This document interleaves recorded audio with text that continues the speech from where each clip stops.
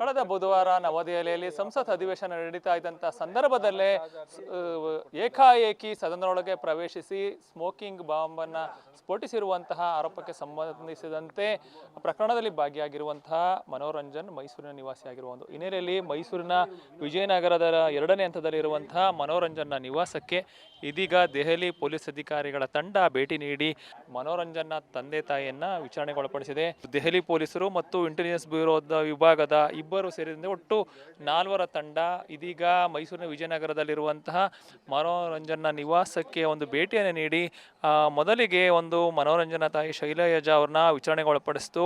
ಆ ಒಂದು ಸಂದರ್ಭದಲ್ಲಿ ಮನೋರಂಜನ್ ಅವರ ತಂದೆ ದೇವರಾಜೇಗೌಡರು ಮನೆಯಲ್ಲಿ ಇರಲಿಲ್ಲ. ಇನ್ನು ಪೊಲೀಸ್ ಅಧಿಕಾರಿಗಳ ತಂಡ ಆಗಮಿಸಿದ ಬಳಿಕ ಸುಮಾರು 1 ಗಂಟೆಯ ಬಳಿಕ ಅವರ ತಂದೆ ದೇವರಾಜೇಗೌಡರು ಮನೆಗೆ ಆಗಮಿಸಿದರು. ಅವರನ್ನು ಕೂಡ ಸತತವಾಗಿ ಒಂದು ವಿಚಾರಣೆಯನ್ನ ದೆಹಲಿ ಪೊಲೀಸ್ ಅಧಿಕಾರಿಗಳ ತಂಡ ನಡೆಸಿತು. ಸುಮಾರು ಸತತ 1 ಗಂಟೆಗಳ ಕಾಲ ಹೆಚ್ಚು ಕಾಲ ಮನೋರಂಜನ್ ಅವರ ತಂದೆ ದೇವರಾಜೇಗೌಡರನ್ನು ಕೂಡ ಪೊಲೀಸರು ವಿಚಾರಣೆಗೊಳಪಡಿಸಿದರು. ಆನಂತರ ದೇವರಾಜೇಗೌಡರು ಮನೆಯಿಂದ ಹೊರ ಬಂದರು. ಆ ನಂತರವೂ ಕೂಡ ಮನೋರಂಜನ್ ಅವರ ತಂದೆ ತಾಯಿಯ ಒಂದು ವಿಚಾರಣೆ ಈಗ ಮುಂದುವರೆದಿದೆ. ಆ ಮನೋರಂಜನ್ ಏನೆಲ್ಲ ಚಟುವಟಿಕೆಗಳಲ್ಲಿ ಭಾಗಿಯಾಗ್ತಿದ್ದ, ಎಲ್ಲಿಗೆ ಹೋಗ್ತಿದ್ದ, ಎಲ್ಲಿ ಬರ್ತಿದ್ದ, ಆತನ ಓದಿನ ಬಗ್ಗೆ ಇರ್ಬೋದು, ಆತ ಯಾವ ಪುಸ್ತಕಗಳನ್ನ ಓದ್ತಿದ್ದ, ಆಮೇಲೆ ಆತನ ಸ್ನೇಹಿತರು ಯಾರ್ಯಾರು, ಆಮೇಲೆ ಆತ ಯಾವುದೇ ಕೆಲಸ ಕಾರ್ಯಗಳಿಗೆ ಹೋಗ್ತಿರ್ಲಿಲ್ಲ. ಆದರೆ ಅವನಿಗೆ ಇಷ್ಟು ಬೇರೆ ಬೇರೆ ಕಡೆಗೆ ಓಡಾಡೋದಕ್ಕೆ ಎಲ್ಲಿಂದ ಹಣ ಬರ್ತಾ ಇತ್ತು, ಯಾವ ರೀತಿ ಹಣವನ್ನು ಹೊಂದಿಸ್ತಾ ಇದ್ದ ಎನ್ನೋದ್ರ ಬಗ್ಗೆಯೂ ಕೂಡ ಪೊಲೀಸ್ ಅಧಿಕಾರಿಗಳ ತಂಡ ಈಗ ಮಾಹಿತಿಯನ್ನು ಕಲೆ ಹಾಕ್ತಾ ಇದೆ.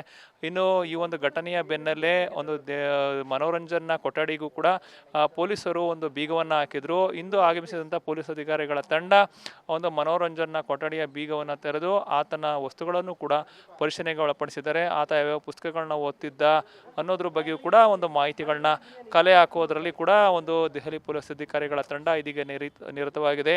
ಒಟ್ಟಾರೆಯಾಗಿ ದಿನದಿಂದ ದಿನಕ್ಕೆ ಬೇರೆ ಬೇರೆ ರೀತಿಯ ಒಂದು ತಿರುವನ್ನು ಪಡೆದುಕೊಳ್ತಾ ಇರುವಂತಹ ಸಂಸತ್ನಲ್ಲಿ ನಡೆದಂತಹ ಒಂದು ದಾಳಿಯ ಪ್ರಕರಣಕ್ಕೆ ಸಂಬಂಧಪಟ್ಟಂತೆ ಪೊಲೀಸರ ತಂಡ ಇದೀಗ ಮೈಸೂರಿಗೆ ಆಗಮಿಸಿ ದುಷ್ಕರ್ಮಿ ಅಂದರೆ ಆ ಒಂದು ಪ್ರಕರಣದಲ್ಲಿ ಭಾಗಿಯಾಗಿರುವಂತಹ ಮನೋರಂಜನ್ನ ನಿವಾಸದಲ್ಲಿಯೂ ಕೂಡ ಈಗ ತಲಾಶನ ನಡೆಸ್ತಾ ಇದ್ದು, ಇದು ಮುಂದೆ ಯಾವ ಹಂತಕ್ಕೆ ಹೋಗಿ ತಲುಪುತ್ತೆ ಅನ್ನೋದನ್ನ ಕೂಡ ನಾವು ಕಾಯ್ದು ನೋಡಬೇಕಾಗುತ್ತೆ. ಕ್ಯಾಮರಾ ಪರ್ಸನ್ ಸತೀಶ್ ಜೊತೆ ರಂಗಸ್ವಾಮಿ, ನ್ಯೂಸ್ 1 ಕನ್ನಡ, ಮೈಸೂರು.